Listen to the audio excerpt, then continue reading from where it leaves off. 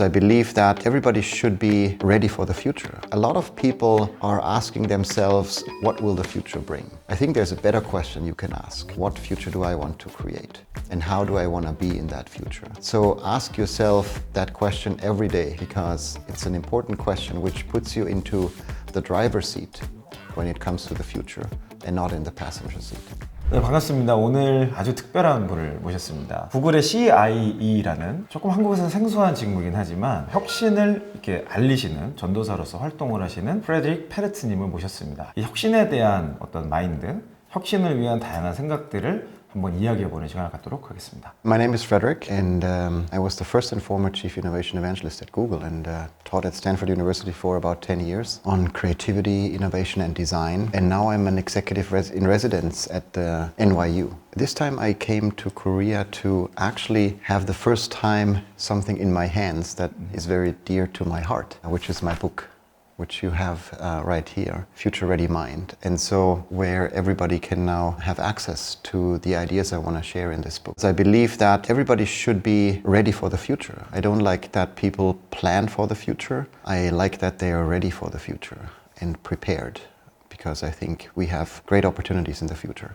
구글에서 CIE라는 포지션으로 이제 근무를 하셨는데 되게 생소합니다, 한국에서는. 어떤 일을 하시는 건지 좀 설명 부탁드려도 될까요? My job at Google was really to help about 135,000 people to reimagine what's possible. So I created an innovation lab and led initiatives that really helped people to turn ideas into experiments and experiments into realities. And so my job was to really provide the fuel that this rocket ship is able to go far and beyond what people imagined actually possible. The role was not existing before, so I actually created my own role, which I would highly recommend for everyone who is either joining a company or is building their own company. Always create the role that you feel you are partly suited to do and partly passionate to do, because those two things are a great combination. And I say partly because if you are only partly suited for what you should be doing, there's another part that you can learn. And the second part is that you should also be partly passionate about it, because I think the passion can grow over time as well. 한국은 전통적으로 한 개 기업에 들어가서 한 개 기업에서 쭉 이제 커리어를 하는, 일본과 한국이 좀 그런 문화가 있었어요. 그런 배경 속에서 최근에는 미국처럼 자주 이동을 하는 잡 시프팅이 일어나는 것들이 하나의 문화로서 지금 생겨나고 있는데, 어떤 커리어를 만들어가는 게 프로페셔널한 커리어라고 생각하시는지 의견을 좀 듣고 싶습니다. See, I don't think there's a better or worse scenario. If you're agreeing to work in an organization for a very long time, I think that's a good thing, right? Because it tells you that you have a strong relationship with that organization and you want to dedicate your energy and your ideas towards that organization, which I think is great. The other thing is great too, right? Because then you are flexible, you're learning always something new and so forth. So I think there's both have advantages. Some people see their careers as a job, a career, or a calling. There has been some interesting research on that. When they ask people, like, if you see yourself like doing a job, a career, or a calling, they can see that people are differently motivated, differently engaged. If you see yourself being just doing a job, what sometimes is lacking is the passion and the dedication and motivation to do this job really, really well. If you just see yourself doing a job and getting money for what you're doing, but you really don't care, maybe you should consider doing something else. If you see yourself in a career, you're already one step up, because then you're seeing yourself learning something new, you see that there's a purpose also in what you're doing and so forth. The highest probably standard is if you see yourself doing something that you can calling, because then you are fully engaged. You can't wait to do this job, right, and to engage in whatever you're doing. And there's a lot of purpose with it too. It's very important to ask yourself, whatever you're doing at the moment, in which category would you put that? 콜링이라는 레벨이 가장 높은 레벨이라고 생각을 하는데, 콜링 단계에 오른 사람들 경험해 보셨을 때 어떤 특징을 좀 가졌다고 생각하시는지. So I think there's two sides to that. The first thing is that you can create your own calling by creating the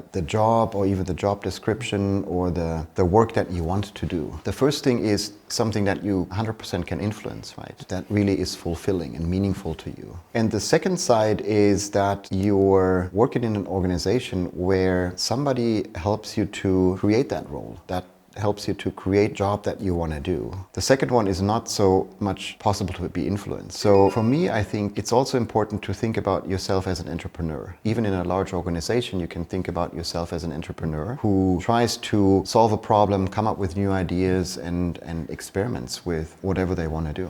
책을 읽으면서 좀 이야기 나누고 싶었던 포인트들이 있는데 6가지 법칙을 제안을 해주셨어요. 근데 그 중에 가장 중요한 거를 한 가지만 딱 꼽으라면 무엇이고 왜 그런지 의견 부탁드립니다. It depends. I think all 6 principles to really make the future that you dream of a reality are important, right? And it's something very personal. For me personally, I think radical optimism is really the heartbeat. Being optimistic and seeing possibilities is something where you say yes to something. I think optimism, we all know, is seeing the glass half full. Pessimism is seeing the glass half empty. But I go beyond just thinking optimistically and helping people to be radically optimistic, which means you see the potential to fill the glass even further. And that choice begins with saying yes. One of the great practices that I like to do with my family, but also with Googlers in the past, was trying to set a specific time for yourself where you say yes to everything. That is a great practice that really helps you to explore the unknown, which I think is something where we're trying to overcome that negativity that we all sometimes can feel, where we rather say no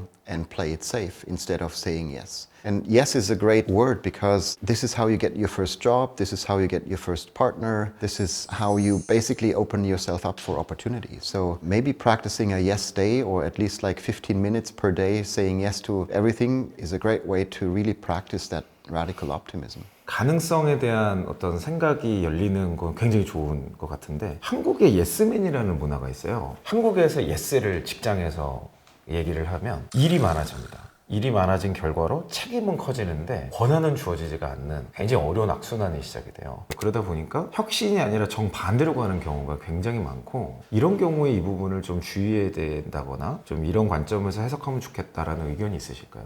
I think what we should change is the language that we use. And so yes is great, and you can add an and as well. So if somebody comes to you and asks you, can you help me make this idea a reality? You're saying yes, and we can only do that with limited amount of resources and so forth. I think the and is something very powerful. And sometimes we use but instead of and to find arguments why something would not work out. If you're talking about leadership and your employees or teams, I think for me always that picture comes to mind when a leader sits in their office and people outside are waiting to share their ideas with the leader. So the leader might invite one of these employees into their office to listen to the idea the employee has. Now you have a choice to either say yes but or yes and.